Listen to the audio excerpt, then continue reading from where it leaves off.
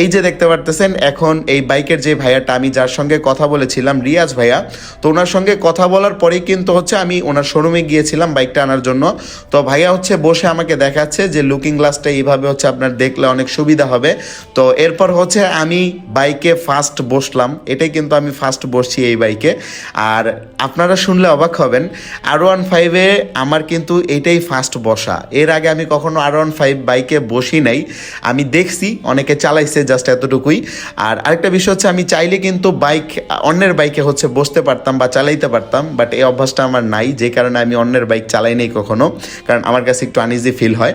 তো দেখতে পারতেছেন এই যে আমি বাইকের টাকাগুলো পে করতেছি, এখানে আমার পে করতে হয়েছে 6,10,000 টাকা বাইকের জন্য, আর 16,000 কয় টাকা যেন আছে ওইটা হচ্ছে কি আপনার গাড়ির কাগজের জন্য। তো এটাই ছিল আজকের আমার ব্লগ ভিডিও। সুতরাং ব্লগটি যদি ভালো লেগে থাকে অবশ্যই ব্লগটি শেয়ার করে দিবেন, নতুন হয়ে থাকলে আমার পেজে ফলো করে রাখবেন।